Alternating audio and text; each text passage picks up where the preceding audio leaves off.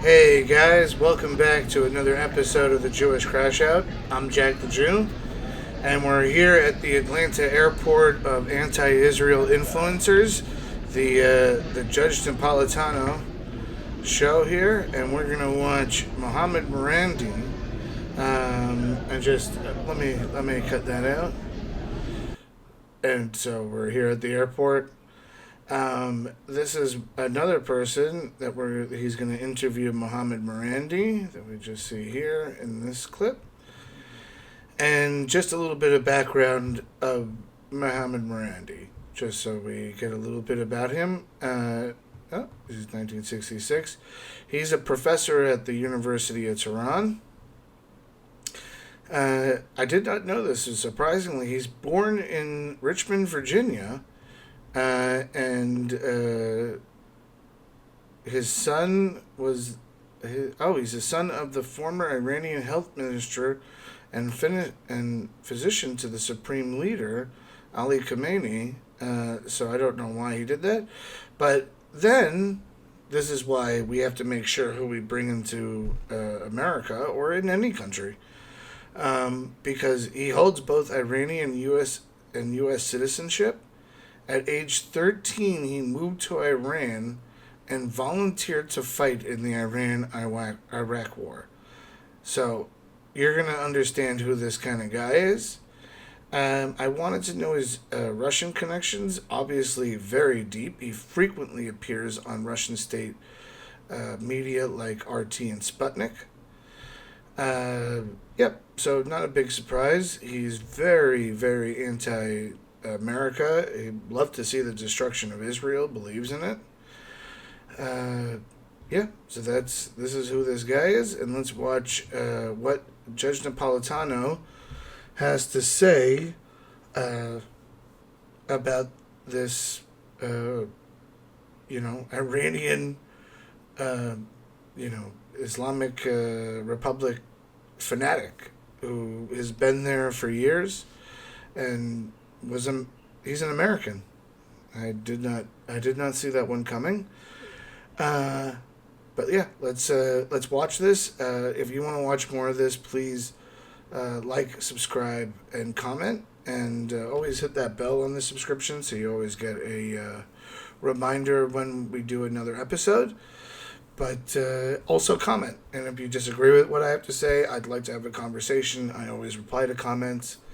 And let's watch Judge Napolitano, the Atlanta airport of anti-Israel influencers.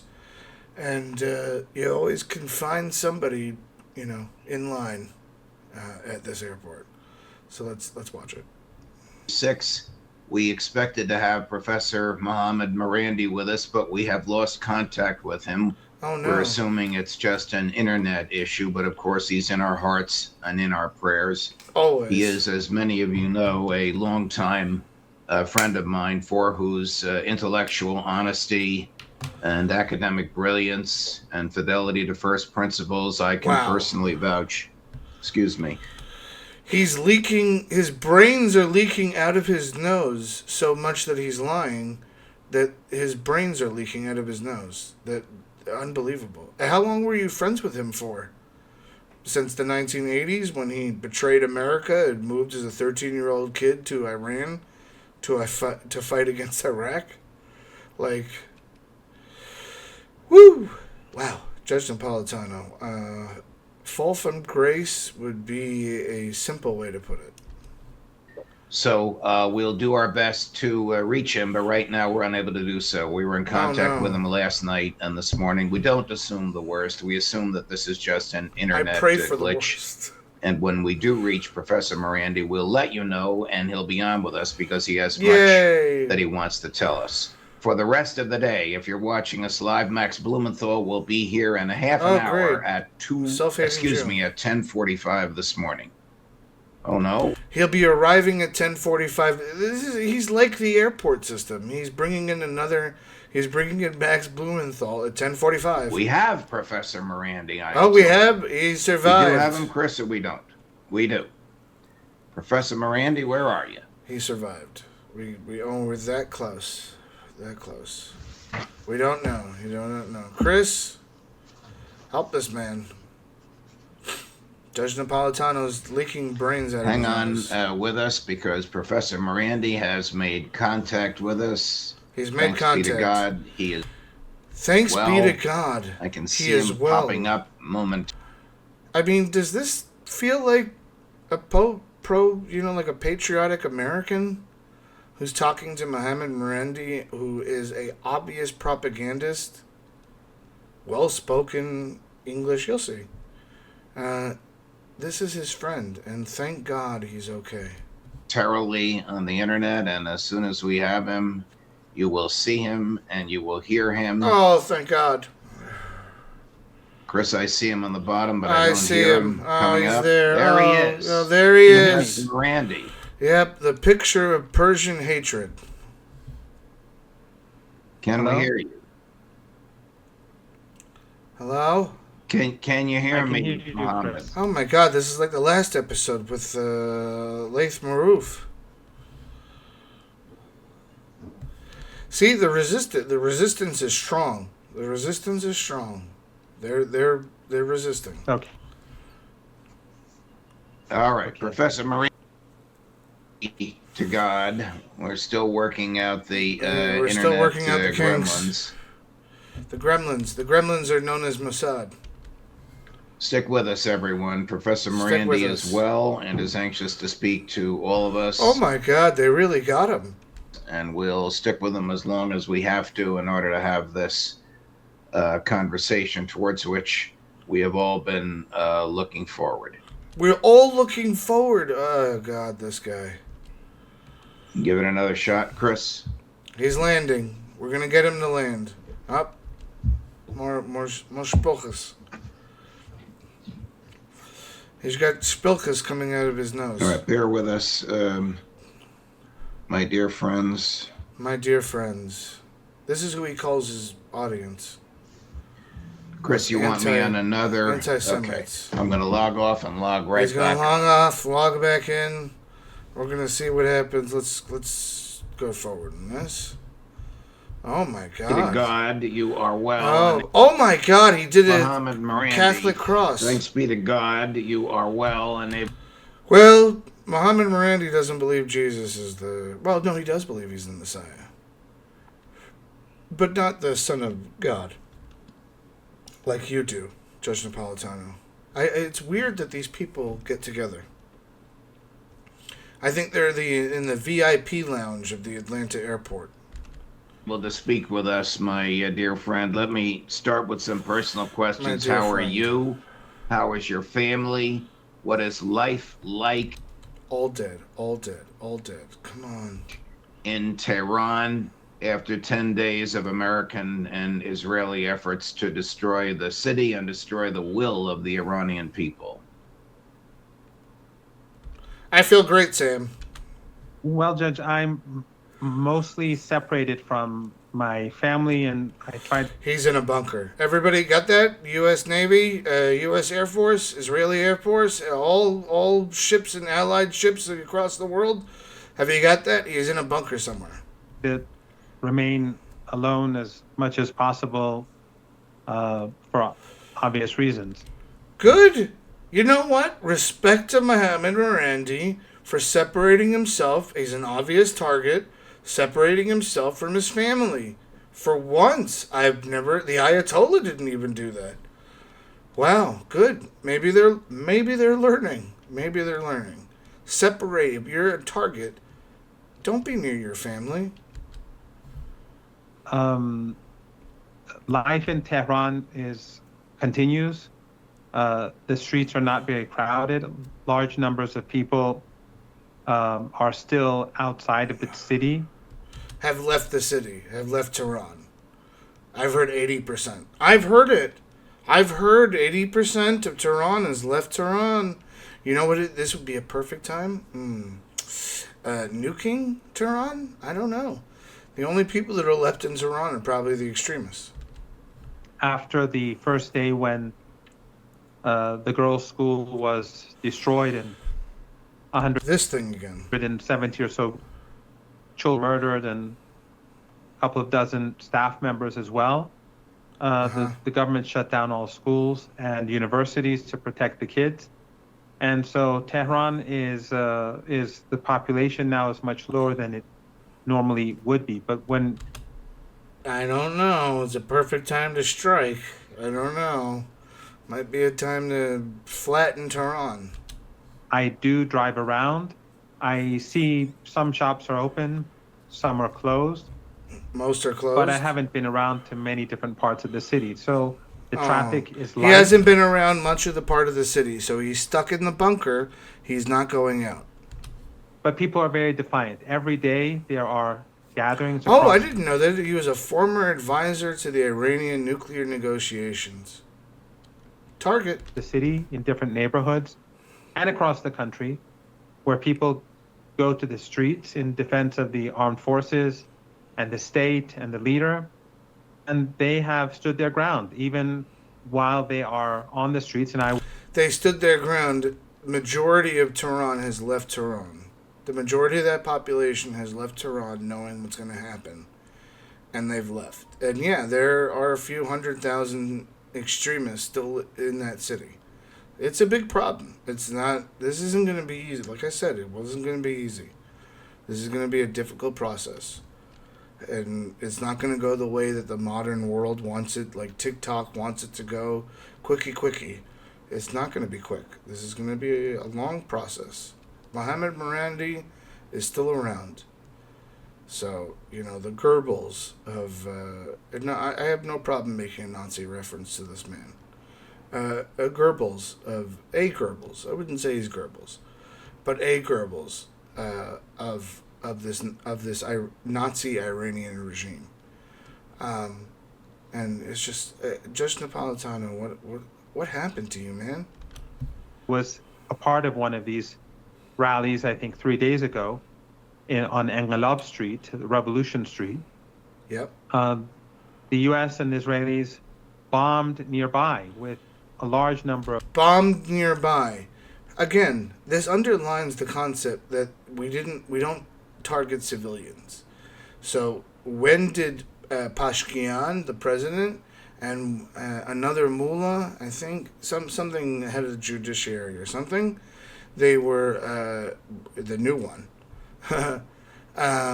They were walking in this crowd of supporters of the regime that exists, hundreds of thousands of them, and they protested or had a memorial or who knows what. And these people, high value targets, were walking in a civilian crowd. The Americans and the Israelis knew where they were, could have taken them out, did not take them out. Why did they not take them out? Because the value of the target is not worth killing 500 people, 1,000 people. It's not worth the value. So that's why we didn't do it. So once again, when you hear the references of America and Israel is equal to the Nazis, just understand that they have protocols. We are keeping the international law that these people desecrate. We keep it. They desecrate it. October 7th, shooting at civilians. Majdal Shams that I showed, the massacre that happened by Hezbollah. Those are all breaking international laws. The cluster bombs that are now being shot at Israel with the 2-ton warheads that now are not warheads, they now have 2 tons of cluster bombs that now open up and shoot down on Israel. That's illegal. The reason that's illegal is because you're not targeting a military target.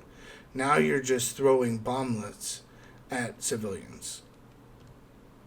And that's who Mohammad Marandi protects and supports and is a part of. And he said they said that they did explosions nearby. They did explosions in the protests themselves. bombs, and people did not budge. It was extraordinary. They did not budge because they knew America and Israel was not going to target the actual protests themselves. If this, listen, on some level, I think they should have. But, look at his face. Look at that frown. That's him. That's you, Mohammad Marandi. He looks like Haman, or the son of Haman, or sons of Haman. Anyways, this guy is really something else. Hundreds of thousands of people, perhaps, since the city is not, many people are not in Tehran. Hundreds of thousands of people were on the streets chanting, and as the bombs were exploding, I did not see a single man or woman budge. Wow. Because they knew that the U.S. and Israel wasn't going to target them. Never seen such a thing before in my life. I guess it's rather obvious that the U.S. and Israel have seriously underestimated the resilience and determination of the Iranian people and the strength of the Iranian military. Start with resilience and determination of people, because you're obviously closer to the people than you are to the military. You know, Judge, this is something that the new leader, Ayatollah Mujtaba Khamenei, has just said in his first statement. I haven't seen him. In his first statement, by the way, this first statement that he's going to try to point to that he's still alive, this first statement was a written statement. That's it. I don't have any evidence that this man is alive or looking okay. I've heard that he was probably near the explosion of the Ayatollah, and half of his body is kind of burnt. So you can understand why, even if he's still alive or even able to speak or anything, he looks like like Two-Face from Batman. Half of his body is kind of burnt, and we'll see if he ever comes out in public. But once again, the statement was written, put out by him, and read by, if you ever watch it, you'll see that there's a voice of a Persian. The voice is a anchor, like a news anchor. They're just reading out the statement. So once again, there's no proof of life of this man being alive.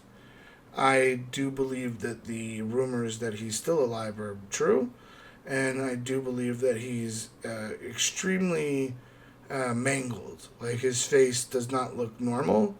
Maybe other parts of his body, and that's the reason why he doesn't want to show himself in public. If he's actually still with his brain still there. But we'll see. We'll definitely see on the next episode of the Iran-Israel war. That during this week, when we had no leader, the people themselves preserved the country and the state. The armed forces, within less than an hour, began retaliation. We know that. And security across the country was in place. You can walk out in Tehran. You can drive. That's because they've decentralized their power structure. So now it's not actually headed by the head. Each army movement has its own orders from before, and they're going to follow those orders. And that means that's why you have, for instance, when the president comes out and says, "I'm very sorry to all the Gulf states," and then all of a sudden there's projectiles being shot at the Gulf states, the reason is because the communication structure has been fractured. And they did this on purpose. They knew that was going to happen. So they've had the higher-ups of different military organizations be the final say. You don't need the Ayatollah anymore. So they've decentralized it so that they can make their own orders. But of course, that creates more chaos. But it shows you that the country's falling apart. If it's not now, even if it's not after this war, it's in the next year or two. It was already happening, and this has just ramped it up. Drive around the city and feel safe and secure because people themselves manage the country. So I think that shows the extraordinary resilience of the people in itself. The fact that everything has been functioning like a clock. And minus the empty streets of Tehran. And now that the leader has been chosen, I think that it will become even more difficult for the Trump regime and the Netanyahu regime to be able to continue this war. The armed forces have performed above my expectations. Wow. Well, that's sad, because what they did was below the expectations I had. They fire missiles and drones continuously, and their underground bases have remained untouched. And Iran's factories, which produce I've seen footage of that not happening. They've been touched. those missiles and drones, are untouched. They're deep underground. And so this is an extraordinarily big. They cannot be deep underground. If you're going to shoot rockets from them, then there is an opening, and then you can blow up that opening. I've seen footage of it. I think a lot of us have. He's a liar again. He's pushing stuff, and Judge Napolitano, I don't know what he's doing. He doesn't even care. Calculation. And it also shows how Western intelligence agencies and the Mossad, how incompetent they are. Because we've been given numbers, as you recall, of how many missiles Iran has and how long they will last. And obviously those numbers were nonsense. Something that I believed were nonsense beforehand, and I said so repeatedly, but now it's clear as day. Iranian underground bases are full of missiles, they're full of drones. That's not you, that's his internet breaking up. He's freezing. That's how bad the internet is in Iran. They can go on with this war, and they have plans to continue with the war until after the U.S. midterm elections. Wow. As good luck. Recently as yesterday, President Trump encouraged the Iranian people to overthrow the government, take it back. I'm paraphrasing in as of course you are charitable a way towards him as I can. No, you're not. He wasn't precise, as is often his technique. Because this is your last chance for freedom for a couple of generations. When he says things like that, A, do the Iranian people hear it? Do his words get through? And B, if they do, what is the effect on them when the person principally responsible for trying to destroy their country is giving them political advice? Well, they do hear it. They get it through. First of all, people have satellite TV at home, and they can get all sorts of Persian language channels that are broadcast from the West and that are hostile. Yeah, the IRGC is not looking for any of these satellites. But also Iranian social media and Iranian news agencies do report what he says. They translate it and they put up the clips. But I think no, they don't. I don't think Iranians really care that much about what he says. And as we saw during this week when we didn't have a leader, the Iranians themselves kept the country moving forward and defending. Because the IRGC is still alive, have 150,000 soldiers, are walking around the streets, and if anybody even says anything out their windows, which we also seen footage of, they will shoot you. That's why. The state and their identity and their country. But what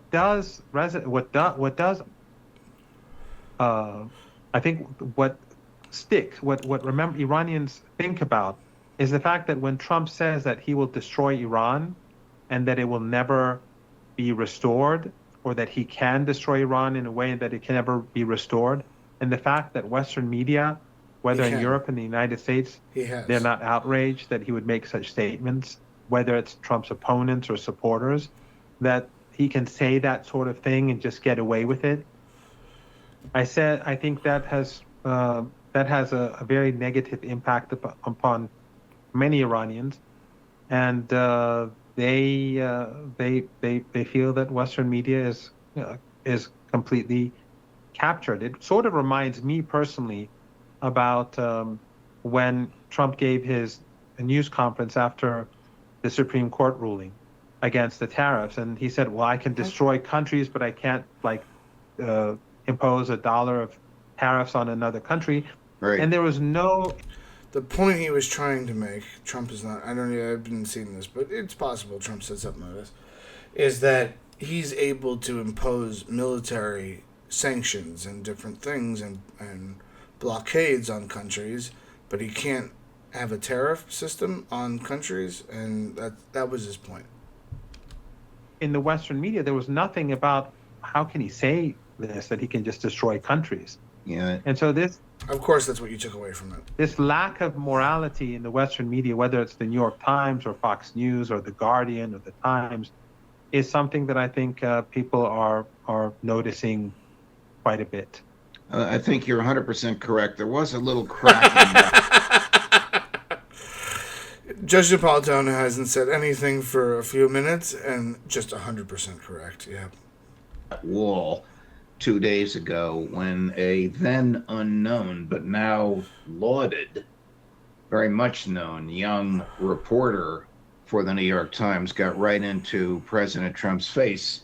And it gets to the next subject that I wanted to raise with you.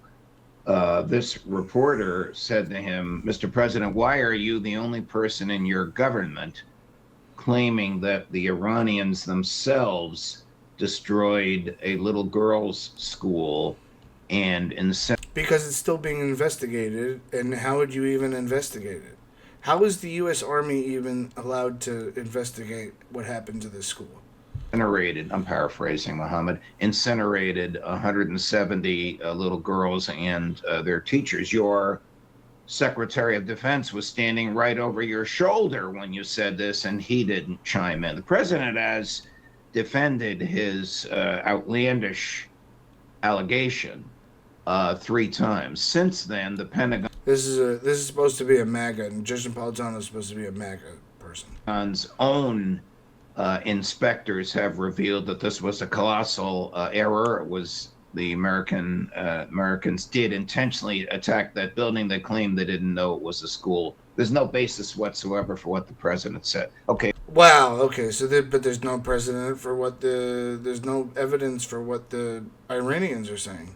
All this is background to my question. How does this resonate with the Iranian people, that the president of the United States would accuse the Iranian government of incinerating 170 little girls? Because they did it in Gaza, they've done it in Iran, they've done it in Yemen, they've done it in Iraq. Well, there are a couple of things here. Syria. One is that this is the story of the Iranian Revolution in the last 47 years. This is the story of the Iranian Revolution, death upon the Middle East. That what the West does to Iranians, they blame the Iranians, whether it's Western media, Western think tanks, or Western elites or government officials. They impose sanctions, they strangle Iranian people, they kill people through the sanctions, lack of medicine, and so on. And then they blame the Iranians for not being able to run their country or being incompetent. They bring in terrorists, like we saw a couple of months ago in December and January. Protesters. By their own admission, the Israeli TV, they admitted that they brought in weapons. All these, the Mossad was involved. The CIA was involved, according to the former head of the Everybody was involved. The Moonanites were involved. Everybody was involved. CIA. Not that they were upset about the water crisis or the economy. Not because of that. They bring these in, they kill people, they kill hundreds of police officers, and then they blame the victim. They blame the Iranians. It's always the Iranians. Right. Western media does not take blame for their overlords, for what their overlords have done, because the media is controlled by the same oligarchs, or what some people call the Epstein class, what I would call the Epstein class, of course, as the U.S. government itself. So that is to be expected. That is to be expected. We're not surprised when the person who's involved in these crimes blames the victim. But what many people in Iran believe, and I tend to believe, is that this strike was intentional. Exactly. Judge, you can find. So he's platforming this Iranian propaganda. That's what Judge Napolitano is doing. School on Iranian apps. You can find it on Google Map. It's clear as day that this. It's clear as day. It's right connected to a IRGC compound. That's what it's clear as day from the satellite photos. It was a school. No, you couldn't. 100%. I would love for you to look at that satellite footage of what that area looks like and pick out where that school is. Either the U.S. military its intelligence is zero, and it really has no idea what it's doing, and therefore it has no right to do anything anyway, regardless of the illegality of the war. All that aside, either it had, or it did it intentionally. And this was not like day 5 or day So either way, America loses. Either they're too stupid or they did it intentionally. 6, where like some young foolish officer was looking for some new target. This was the first day, day 1. The strikes were pre-planned. Again, it doesn't make any sense. If we have a certain amount of munitions in the beginning of a war, we're not going to just go and blast a school for no apparent reason. It doesn't even make sense intentionally. Intentionally, it has no value at all. Did all their planning. They knew what they were striking. And they struck this school not once, but at least twice, as far as I know. All the girls... 3 times later. Oh, he's getting emotional. Oh. When the kids gathered in I think the prayer room, they struck them again. So there was one again. The IRGC decided the school got the barracks, or this compound of the IRGC got struck. They decided, let's not remove the kids from the school. Let's move the kids to a center place and make sure that they all die. I don't know. That's what it kind of sounds like to me. Because if my government decided, well, my school or the military barracks for some apparent reason next to the school is being attacked, let me make sure that all the kids are in one place. No, I'd evacuate the school. So no, the kids wouldn't have even been there from the day one. Like, if I already knew that Hezbollah is about to attack, they're telling us we're about to attack. We have new aircraft carriers for some apparent reason, and we're putting them off your coast, and we're about to attack. I would cancel school. No one here is accepting the argument, especially since over the last 2 weeks, almost 2 weeks now, they're repeatedly bombing civilian targets. They're bombing apartment buildings. They're bombing hospitals. They're bombing... Apartment buildings are where the higher echelon is. They're bombing hospitals and schools because we've seen that the Basij and the IRGC have based themselves in those areas, just like Hamas. That's the reason.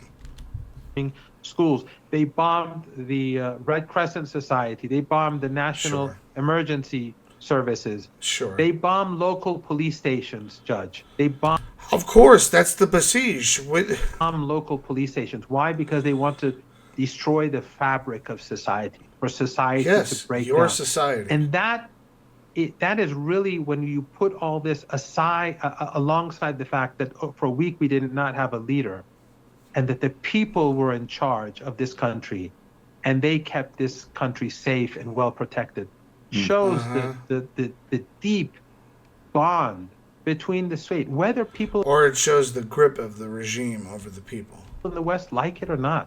The deep bond that exists between the people and the Islamic Republic of Iran. The Islamic Republic of Iran is not going away. 90% of the Iranians don't want this anymore. But Trump, ultimately, this is the death of his administration and his presidency. Because what he has done, is going to be shown to the world as completely barbaric and inhumane, but also he will not succeed. And I think that his presidency is effectively over. And just one thing, Judge, because I'm afraid later on, one thing. I may forget. One more thing after my hours-long monologue. This point.